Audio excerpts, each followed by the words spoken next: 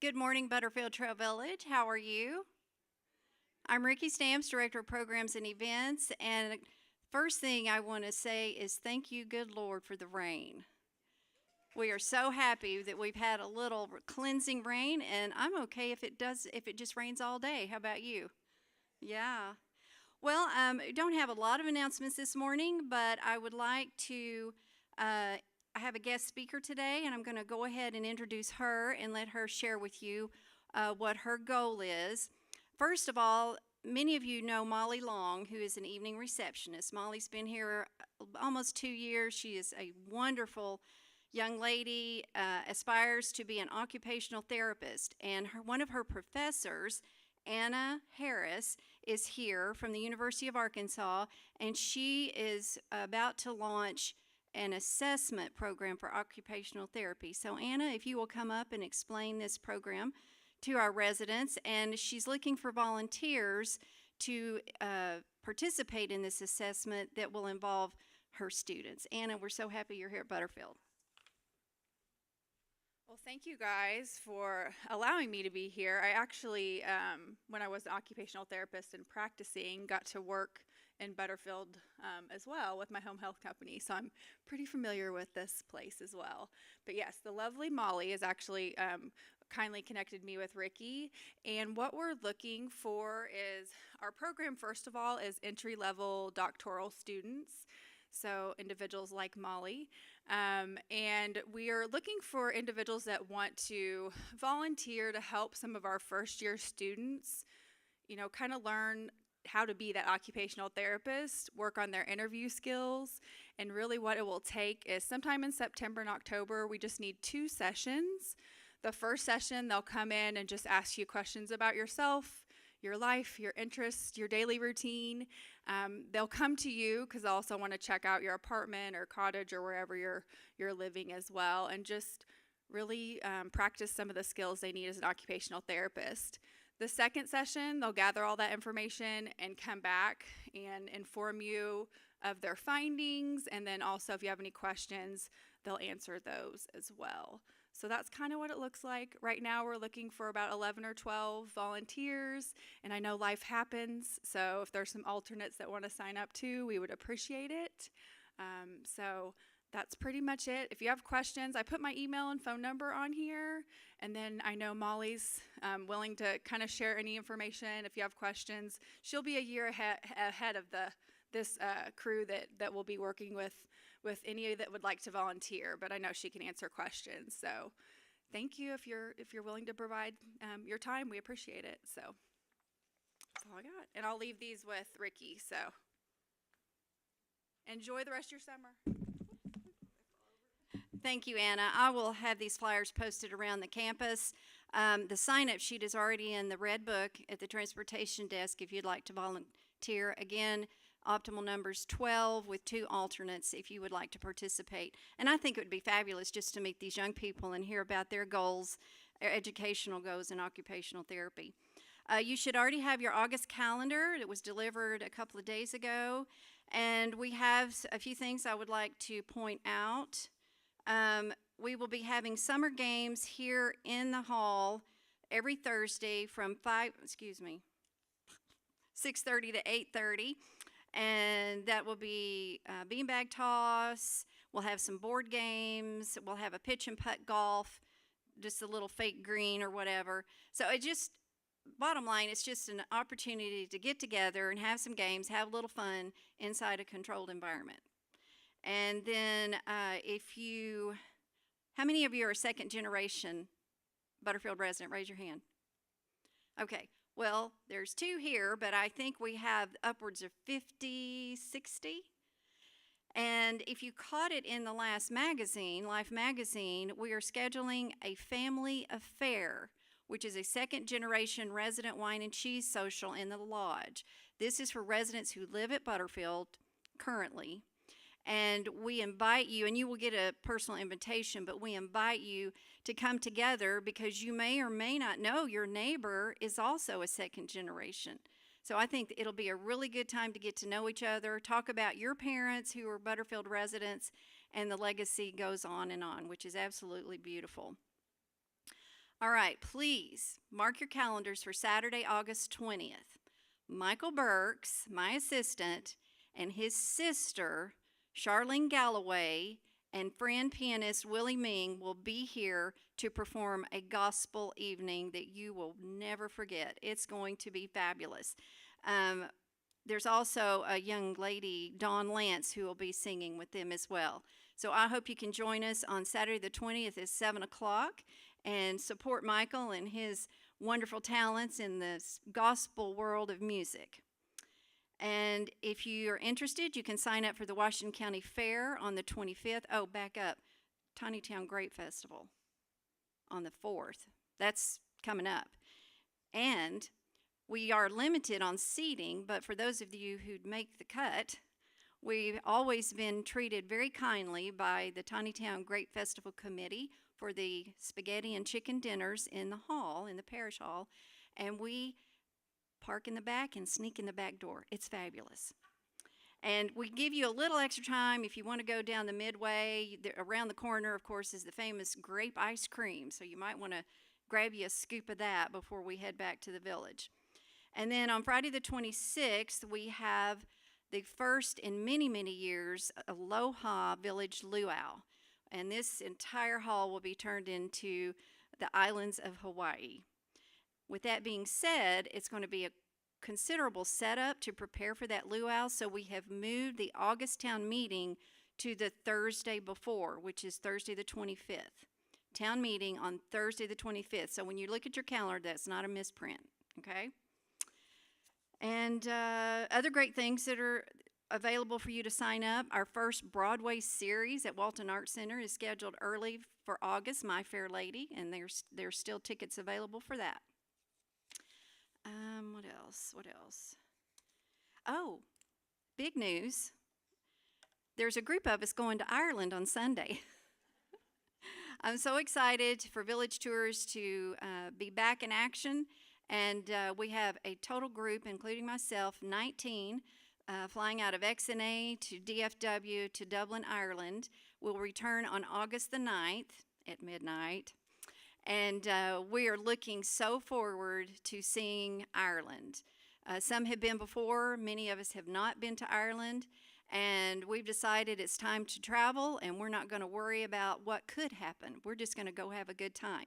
I will be sending fabulous video and pictures to Kelly Sire in marketing, and she'll be sharing those on our Facebook page. So be checking out Butterfield's Facebook page from time to time. And I also want to thank you all for understanding the changes, the little tweaks we had to make in the shopping schedule. And those are, the new schedules are posted at the information center. But we've reduced our runs to Walmart, and we're just trying to be as cost effective and conscious as possible by combining some of our Walmart runs, which helps save on labor, helps save on gas. And if you have any questions about that, you can see Michael Burks. All right, any questions for me? Well, thank you so much. I hope you have a fabulous weekend, and I'll turn the meeting over to Kelly Sire. Good morning, everybody. I'm Kelly Sire, Director of Marketing, and I want to talk to you just briefly this morning about the relaunch and kind of reimagining of the Butterfield Ambassadors Program. Now, some of you may look at me and say, there's an ambassadors program? And I will admit that this program actually sort of precedes me in my time at Butterfield, and unfortunately, a little pandemic kind of derailed a lot of the original efforts that were made by folks who were very generous in donating their time to be hosts on behalf of Butterfield. And so we are long overdue in rebooting this program. And so before I talk to you a little bit about what it will entail, I do want to just give a very heartfelt thanks to those of you, whether you're here or you're watching on television, that we are so appreciative of the efforts that you have made as volunteers for Butterfield, and the way that you welcome new residents and make people feel involved and engaged and appreciated does not go unnoticed. And so we want to get that spirit back alive and well for Butterfield and really start tapping into the enthusiasm of the folks who live here to make our new residents feel much more welcome. So, many of you who are email users have probably already seen the survey that went out a couple of days ago. Thank you to the 25 of you who have already responded to the survey. Hopefully it was really simple to complete, and I've been creating a big spreadsheet to keep track of what everybody says that they are interested in doing. And so we're going to, kind of continue to compile all of this, and then we will know sort of where to start from and what people are interested in doing. I also have paper copies because I realize not everybody is a fan of email. And so if being an ambassador is something that you think you would enjoy, time commitment can be a little bit or a lot. It's really up to you. But I have the same exact survey that went out by email in hard copy here on paper. I'll just leave them probably on one of the chairs up here at the front. You can run by and pick one up. And if you want to complete it that way, you can either drop it by the transportation office and just have them stick it into the little marketing mail slot, or you are always very welcome to come by and visit us. So you can drop it off at the marketing office if you would prefer to do that. What I am looking at for the ambassador program is to really kind of give it two purposes. The first, and probably the most important, is a welcoming function to, again, like I just described, to make our new residents feel welcome. But we may actually even back it up a little bit more than that, because we certainly know when people are about to move to Butterfield. And I'm getting feedback from folks that maybe a pre-move-in call and kind of checking in with somebody before they're actually even here as a new resident might be a very valuable thing and something to make people feel more connected right off the bat. Also answer some of those questions that may feel overwhelming when they're trying to move into Butterfield physically. So that's one component, is the welcome piece. The other component is more of a public relations and a marketing function. We need people to be a face of Butterfield sometimes. So when we're hosting campus events, or there are occasionally situations where we have media opportunities, maybe we're working on new publications or updating the website and we need testimonials, that type of thing. Those are also functions that I will consider to be part of the ambassador program. So you'll also see some questions relating to that. Like I said, you can say, I'm willing to do one of those things, or you can say, I'm willing to do 12 of those things, and that's great. No matter what interest level you have, we will appreciate to have you involved. So if you have any questions, feel free to reach out. Otherwise, I will turn it over to Quentin now. Thanks a bunch.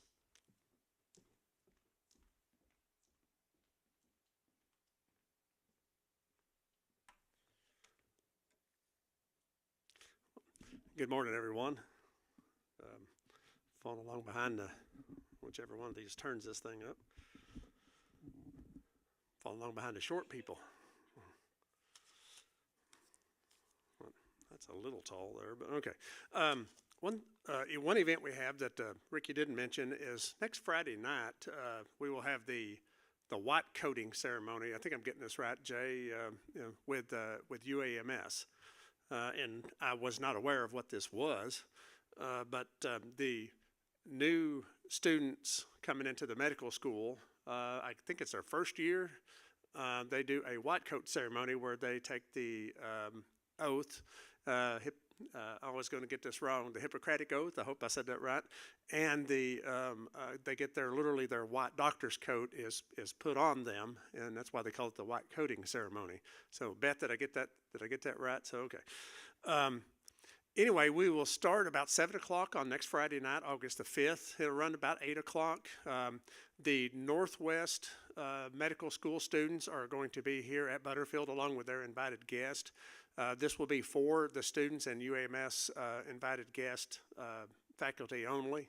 But I did want you to know when you see all the people on campus, you wonder what's going on, and that'll be what's going on. This will be the first time that this has not been held in Little Rock. So my understanding is the Northwest School of Medicine is wanting to branch out a little on their own, if you will, and it's going to be done in conjunction with Little Rock. We've tested our cameras here, so there's going to be a live feed from us to Little Rock and then from Little Rock to us. They're saying all told, we'll have about 150 people here at Butterfield, and they're expecting up to 1,500 in Little Rock. So we think this is excellent opportunity to strengthen our partnership with UAMS, and then to get some marketing and publicity for Butterfield. So because there's a lot of people across the state that'll be watching this event. So we're still working on the geriatric trained psychiatrist to come in a couple days a week. We are hopeful this will be approved through UAMS. The clinic is closed 2 afternoons, so it's just sitting there with the doors locked. So we'd like to have that thing open and providing some useful service to our residents. And we think this psychiatrist may work out real well and provide some benefit to some of our residents that need these services. It's still in the works. I don't know if they're going to wait till after they see the white coating ceremony. If we pull it off without a hitch, then we'll get approved. I'm not sure, but anyway, it certainly doesn't hurt that we're doing all this. So hopefully we'll get some more services on our campus, and instead of having our clinic locked up and providing no services on 2 afternoons a week. So, okay, with that, I want to change subjects here, and I'll have to put on my glasses sometimes to start reading what I'm doing, or reading my stuff. There's been a lot of talk lately among some of the residents about our length of time we're taking to finish our apartment renovations, and then the number of apartment renovations that we have going on.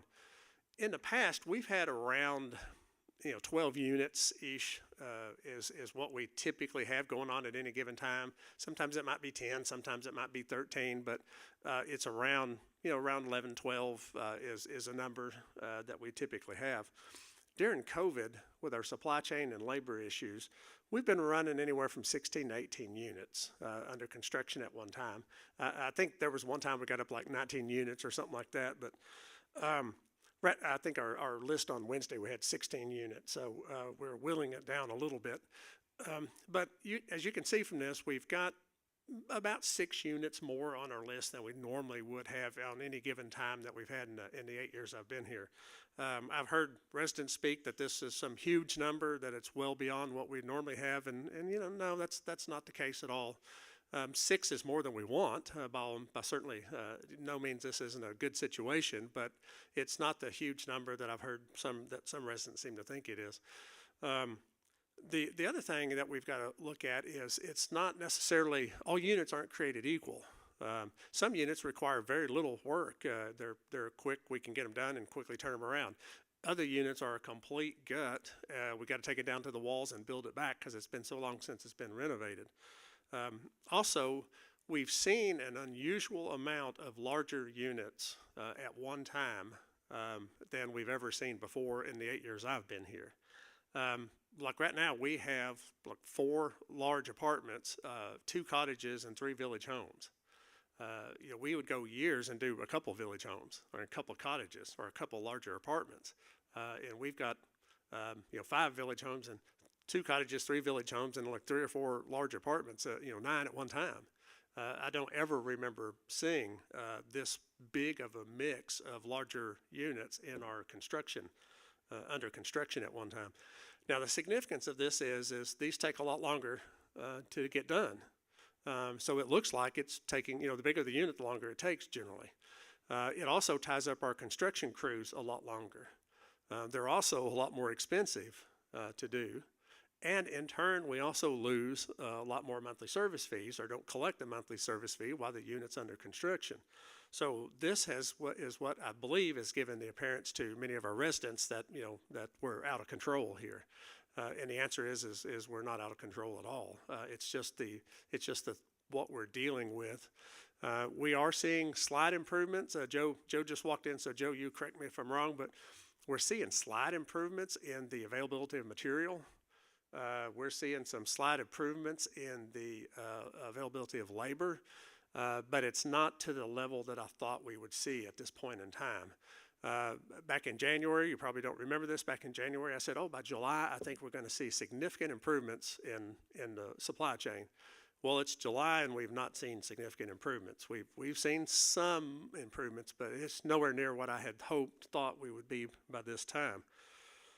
So what it amounts to is we're going to have to do some changes in our apartment renovations to try to get ourselves caught up and get back to more of a normal, reasonable level. We're going to limit the amount of customizations that we're going to allow new residents to do. And this has got to be based on the circumstances and the situation. There's no one exact rule we can follow under every circumstance. Once again, some units need very little done to them, and other units are complete, renovations. If the resident wants the wall moved 6 inches over, we're no longer going to tear down a whole wall and build it 6 inches over because the resident wanted the room 6 inches bigger. So we're going to say no. And if the new resident doesn't want the unit with that, then we'll show them another unit down the hall. So, and then we'll come back and try to sell that unit to somebody else. So we've got to be careful. I don't want to go too overboard with this. We want people to be happy with their apartments. We want them to move in and be happy living at Butterfield and be happy with their apartments. This is their home. But at the same time, our cost and length of time, our cost has increased dramatically doing these units. Our length of time has gotten too long, as we talked earlier. So these changes are simply, I think, reasonable and prudent, and hopefully will help us get through this crunch here. We're also going to limit selections to what's readily available.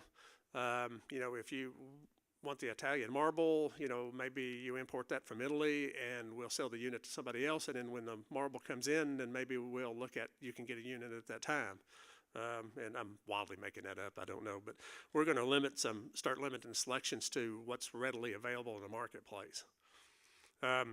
We've been trying to bring in extra crews to do some of these larger units. Cottages and village homes, we could bring in an outside contractor, would work well enough on those cottages and village homes.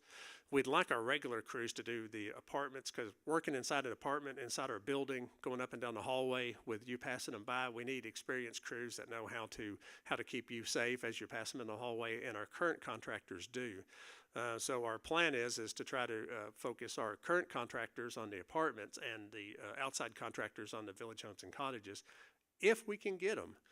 We've been turned down by some. They make a lot more money doing new construction. It's a lot quicker. It's faster. They don't want to mess with the remodels.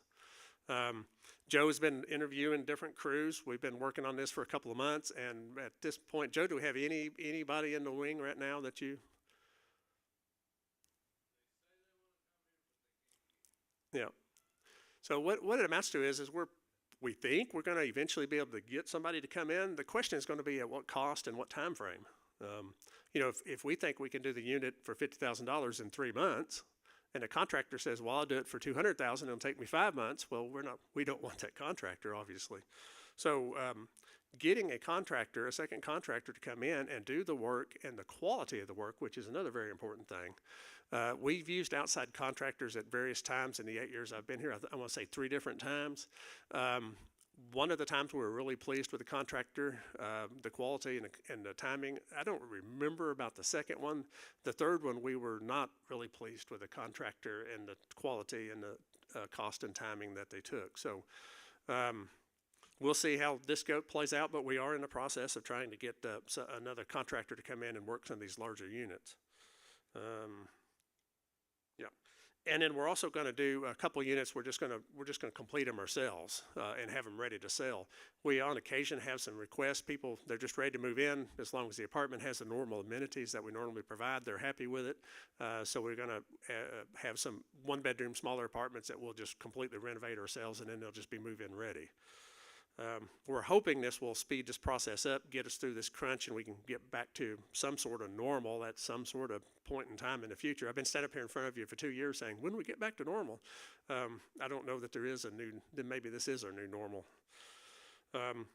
Some other things I've heard residents talk about.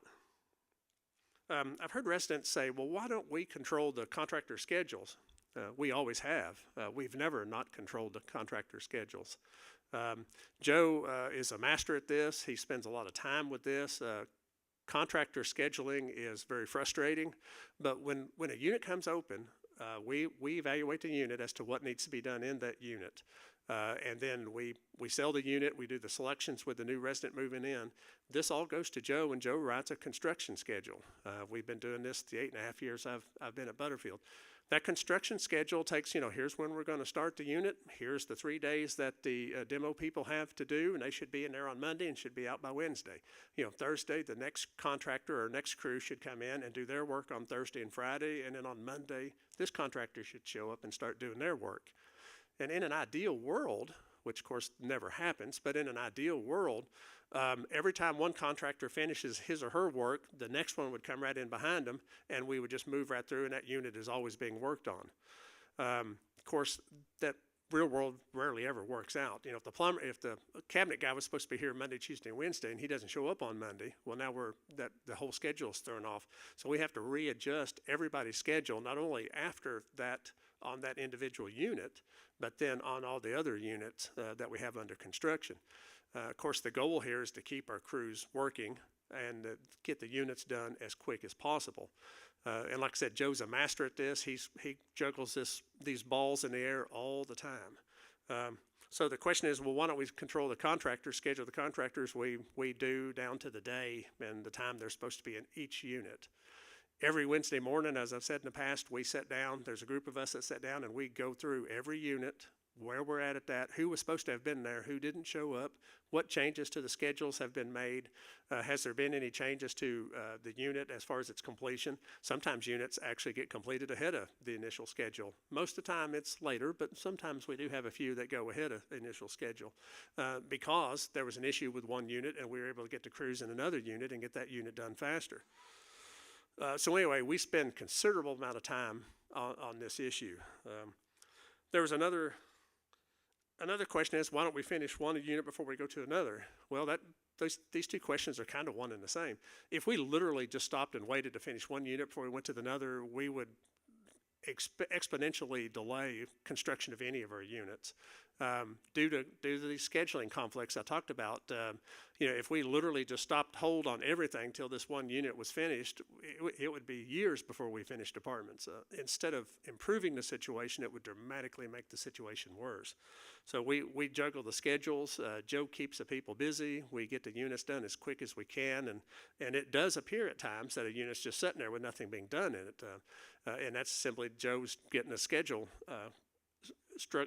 juggled around with the cancellations or delays or whatever we had with one of our contractors. The other question I hear a lot is, why don't we bring in more crews? And we talked about that. We're trying. If we can find somebody to do the work with the quality that we want for the price we feel is reasonable and then within the time frame that we need. So when we look at our numbers, I've also heard comments that well, our monthly service fees is going to be really increased because of not getting these units done. And that is simply not the case either. When we look at our numbers, and the numbers I'm about to quote you is comparing the first 6 months of 2022 compared to the first 6 months of 2021. So we're comparing the last 6 months of this year, or the first 6 months of this year compared to the first 6 months of 21. Sometimes those are comparable, sometimes they're not, but this is our measurement period that we're looking at. We raised monthly fees this year 4%. The 4% should generate, $40,000 in additional revenues. When you look at independent living revenues, we're up $181,000. Now that's half the year. So at 420, 40, for half the year, we should be up about $220,000 in independent living monthly service fees. We're up 180. So we've lost about $40,000-ish the first 6 months of the year from the delay in construction of our units. And for austerity purposes, let's just say it's 50,000. Let's just do that. And so, because 50 is a good round number that I'm going to use here a little bit later. So, it's $50,000 we've lost in the first 6 months from or haven't collected because of the delay in the units. That actually is not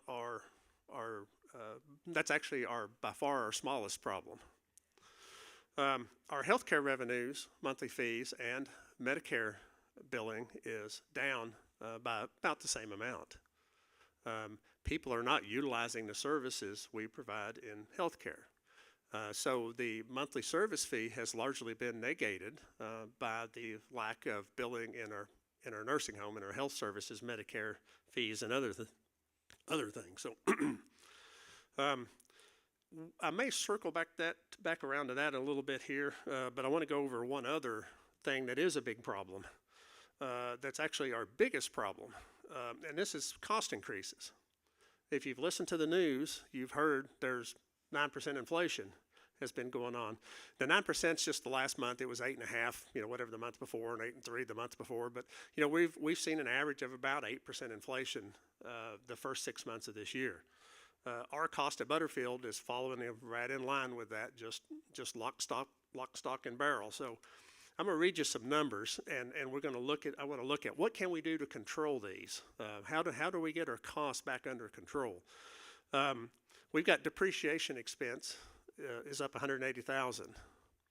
Well, depreciation is an accounting charge we have to do. We have no choice.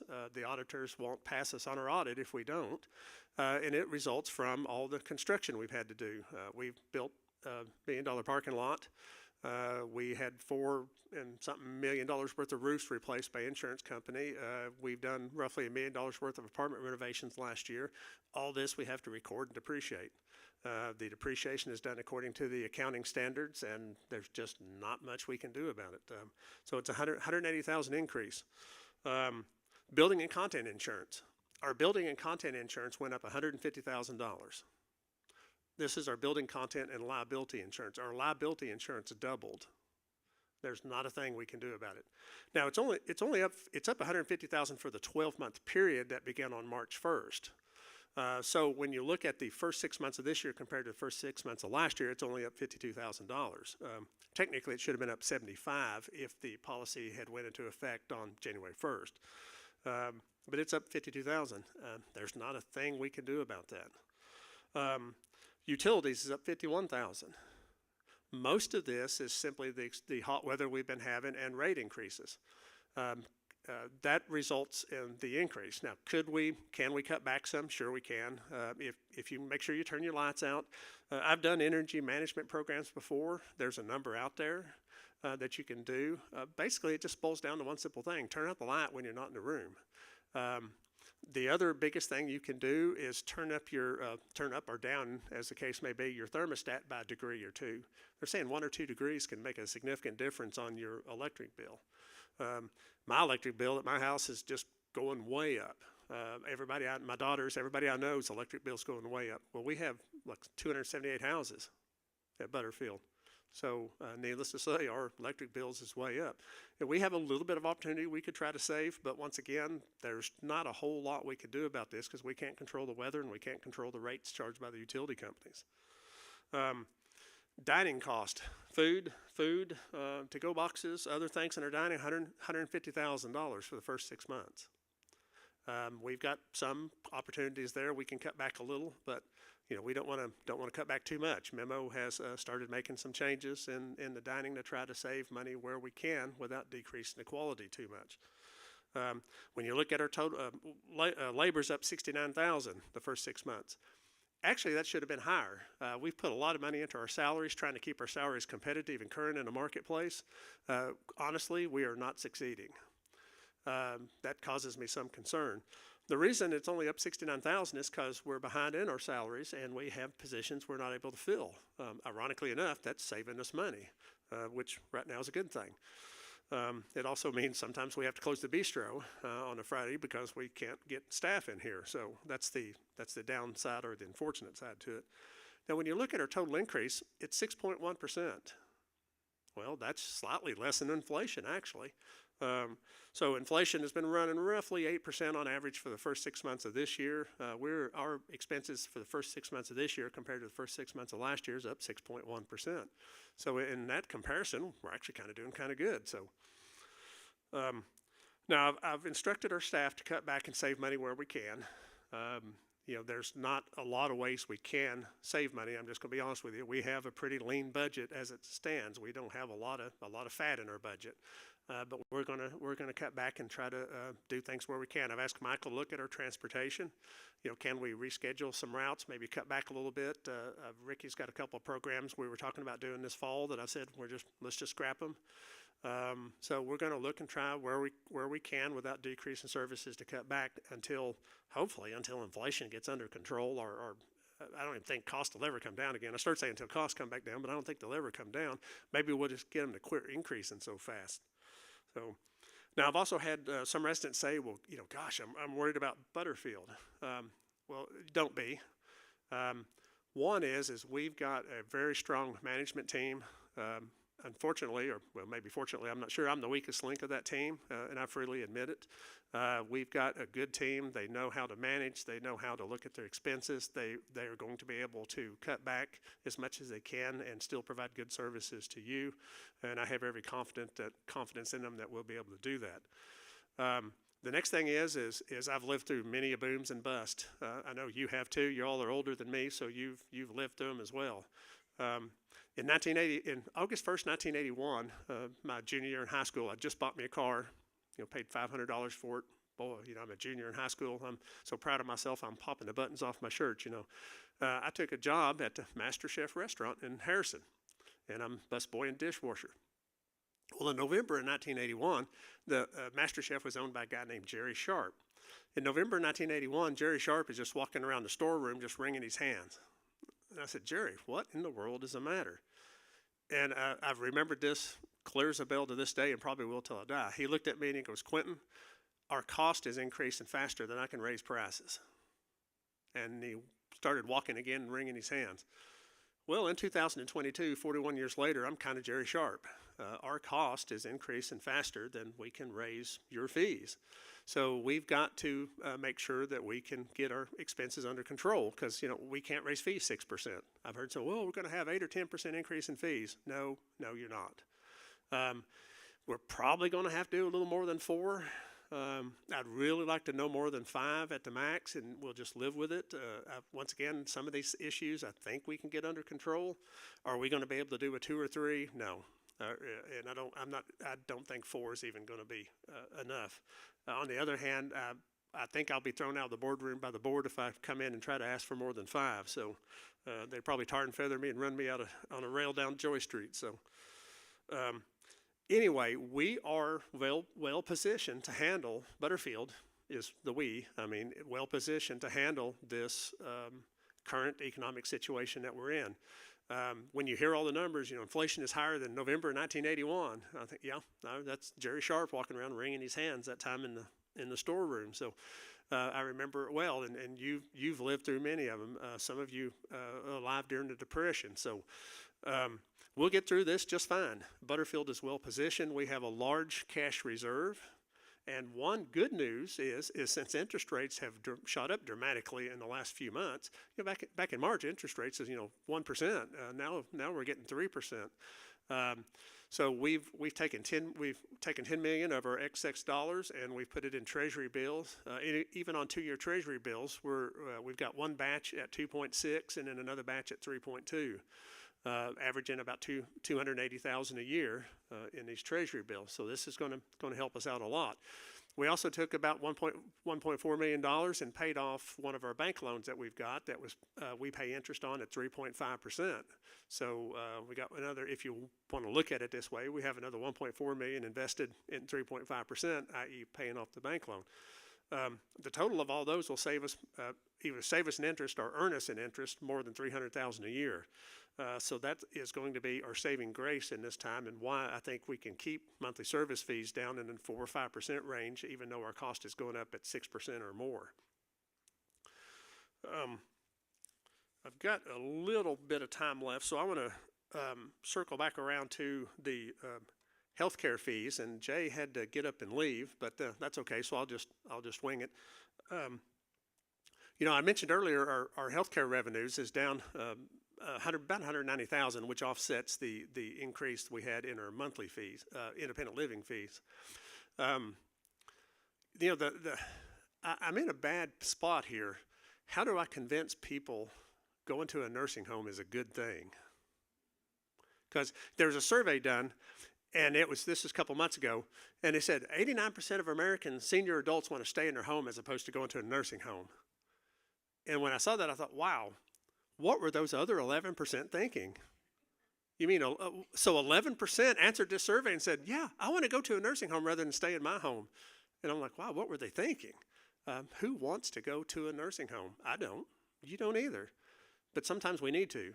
Sometimes the quality of our life is improved.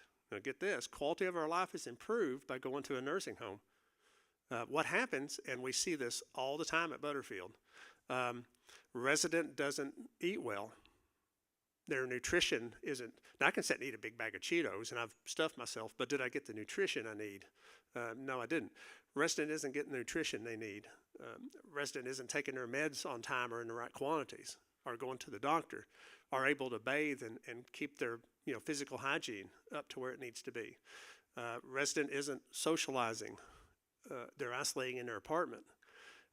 If you care to look, I challenge you to do so. Go on the internet and just Google it. You will find tons of information about the very negative effects of isolating in your home. It shortens your life. It decreases the quality of your life. You don't feel like you have a sense of purpose or a belonging. And these things are crucial to maintaining mental and physical health to senior adults. And yet 89% of the people want to go isolate in their homes, or not get their meds on time and not get their medications on time. So when you really start looking at it, and I'm going to be very blunt here, the nursing home's better than the cemetery. There's a lot of good things happening in our nursing home. And, none of us want to have a headache, but when you have a headache, you take an aspirin, don't you? Well, none of us want to go to the nursing home, but when we need to go, shouldn't we go? Anyway, I see this all the time. The resident gets down. They're not taking care of themselves. Resident gets down. They have to go to the nursing home because they get sick. We get them better. They get their meals on time, nutritious meals. They get their meds. They socialize and talk to their neighbors, and they get better. And then they want to go back home. Well, guess what? They go back home, and then they get sick again because they just repeat, and we just keep repeating. My dad saw this with his parents. I saw this with my parents. My daughter will see it with me. I will be same way. My daughter will see it with me. I kind of feel sorry for the girl. She has no idea what I'm about to put her through here in a few years. So, all those nights as teenagers where I get the phone call at 2 in the morning, this is Sergeant so-and-so with the police department. Do you know where your daughter is? So she's, paybacks are hell and her time's a coming. So I kind of feel sorry for her almost. So, but anyway, she's going to go through it with me. But my point is the nursing home's not a bad place. When you need it, it's there. You're paying for it. Isn't that another ironic thing? You're paying for it. And everybody says, I moved to Butterfield for the nursing care. And then yet, do you think you maybe need to go to the nursing home? Oh, no. Well, if that's why you moved to Butterfield, and you're even paying for it. So seriously, I want you to consider this, what I'm saying. And, I don't want you to go. But when you need to go, when it's better quality of life, when you can get the proper care you need, you need to seriously think about it. And also talk to your children or your caregivers about it. We generally have more trouble with the kids than we do the residents, in all honesty. So talk to your family about it. Make your wishes known to them. Let them know that, hey, when I need to go, it's okay. So I'm being very blunt here, and I hope I don't offend anybody. And if I do, I'll give you my apologies up front. But we generally have more trouble with the kids than the resident. The resident, a lot of times, okay, yeah, I think it's time to go to a nursing home. And son or daughter, absolutely not. Mom ain't going. So anyway, that's my spill on that, and I'm going to shut up at this point in time and open up for questions. We've got about 15 minutes left if anybody has any questions or wants to make comments on anything I've said. So. Yes, ma'am.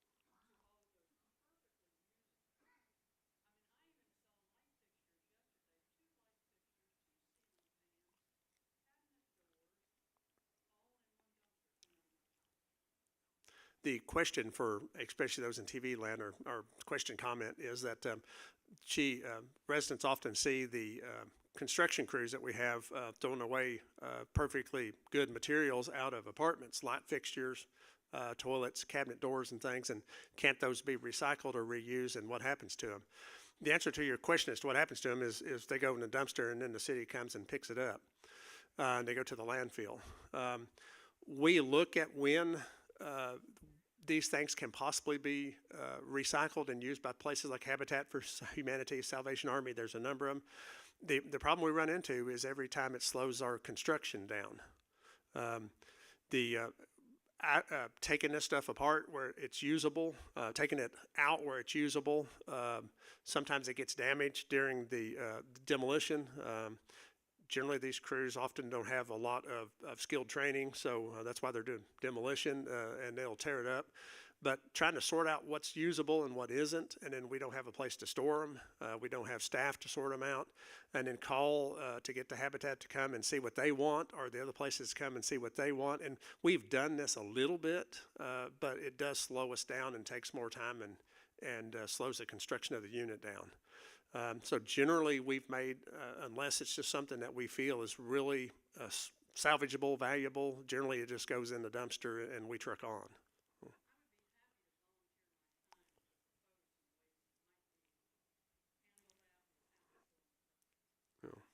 Well, we can certainly look and talk about that. So Mr. Rick.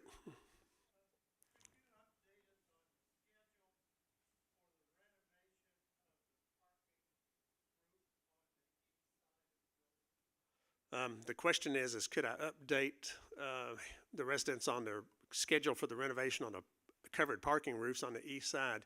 And the answer to that is no, I can't. Joe was here and he's left. Generally, what's going on is it's still supply chain issues, like we've talked about forever, but they can only order so much of that roofing material at a time, and they being the company that is doing it, literally the manufacturer will not sell them more than so many square foot of it at a time. Because I hate to call it rationing, but that's about what it is. But anyway, they're doing it as quick as they can and as fast as they can with as much materials they can get. But I don't know the exact schedule. And then Joe would probably know, but he's already left. So Betty Lou.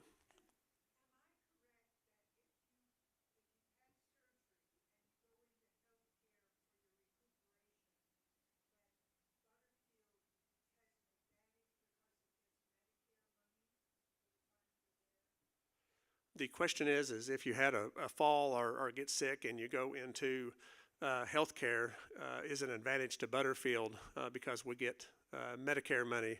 And the answer to that is yes, it is. Jay, you want to come up making comments on that? But the answer to that is yes. And the Medicare rules are very complicated, so it depends on the circumstances and things. But generally, if we can get you qualified for Medicare, yes, it's advantageous for Butterfield. So. And Quinn's exactly right. There are times it could be advantageous for Butterfield, but there's also times that it could not be advantageous for Butterfield.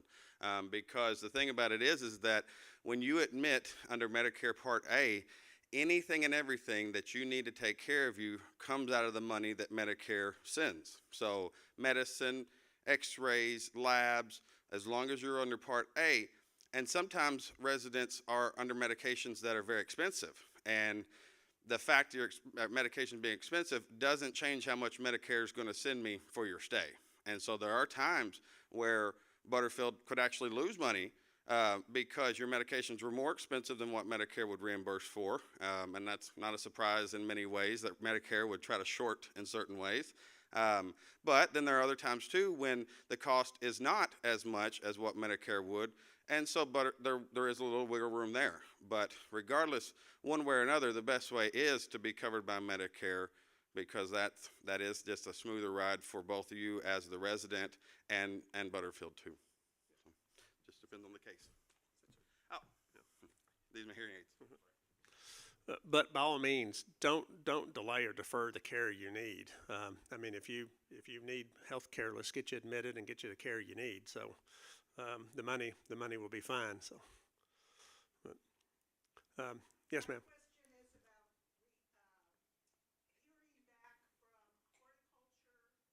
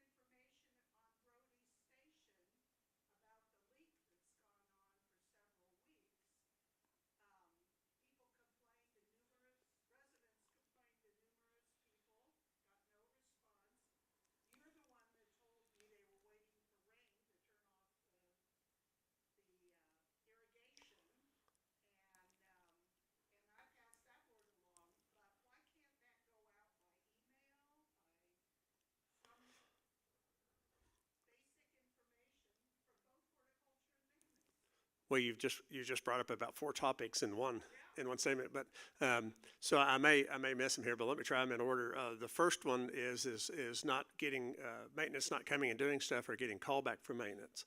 That should not be happening. They should be returning your calls. What I want you to do is go through the normal channels and call maintenance, and if they don't come out in a reasonable time frame, call them back, find out what's going on. But don't wait a year. If you've got a year and you've not got an issue addressed, pick up the phone and call me. I'll be glad to listen to it, go look at what's going on, and we'll try to figure out how to get you some help, because you should not have to wait a year to get a faucet fixed. So, the next one, the leak in the driveway. I talked to, many residents reported that. I talked to Connor about it, and he said it was a slow leak. It was enough that you could see it, and it was leaking some water, but it wasn't a huge amount of water. And he said to fix it, they'd have to turn off that section of irrigation, and then the water would be off for approximately a day or two, or however long it took them to fix it. Of course, they had to dig it up, fix it, and then put it back and cover it back up. But he was afraid that would cause the plants and grass along that line of irrigation to die in this extreme heat.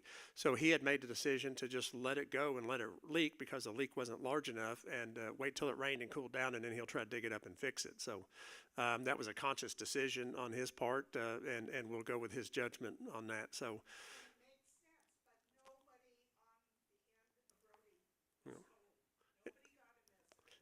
And I forgot one of them, but on the notification part, the other part of the question was why don't we get any kind of notification on this? The answer to that one is we've looked at multiple different kinds of messaging software to where we can send messages to either individual residents or groups. Many of you have email, so if you can email me and then I can email back, but a lot of our residents don't have email. So we've tried to have it's all clear, or the dining room's closed tonight, or something like this, and we haven't come up with a program that just worked like we really wanted for the money it's going to cost us. We can get stuff that, we could cobble it up and it'll probably be okay. But when we're going to go out and buy something and implement it, pay for it, I really don't want a cobbled up system that'll probably be okay. I'd like to have a nice one that works like we want it.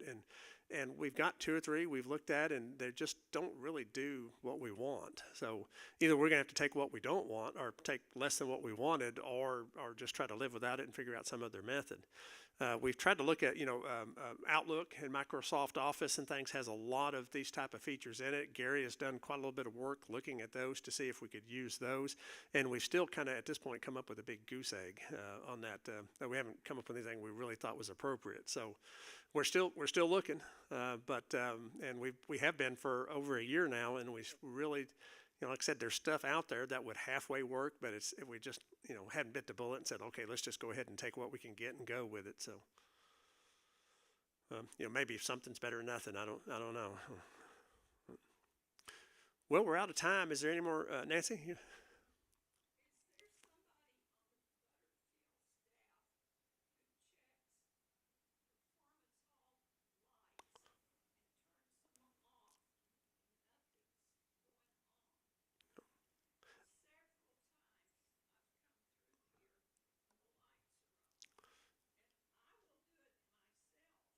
Yep.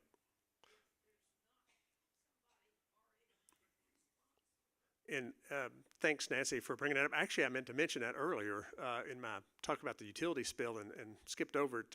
Nancy brought up about if there's lights left on at Butterfield, about turning them off. Some of the new addition here is set up on the automatic lights where they go off after a period of time, but sometimes that doesn't happen. People override them or whatever. If you see the lights on in Performance Hall or other parts of Butterfield and there's nobody there, notify security, and security will go turn them off. If you want to go turn them off yourself, like the Performance Hall is pretty easy to do. I mean, you can, but I'd really encourage just notify security and they'll go turn them off. So you can the front desk if it's open. If not, then call security and we'll get them turned off. But we don't want those just to running all night. So.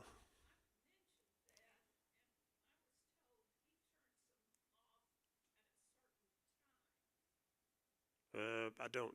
The comment was security turns them off at a certain time. I don't know about that. I think they should just be turned off if nobody's there. So I know they have certain times they do rounds and things and check stuff. We lock the gate at 10 o'clock, but the light should just be turned off when nobody's in here. So I'll mention that to Aaron. So he's not standing in the back. So, but I'll mention that to Aaron. So, well, we're out of time for today. So, unless there's any more burning questions, we'll adjourn for the day. And don't forget, next month we're doing Thursday instead of on Friday. So.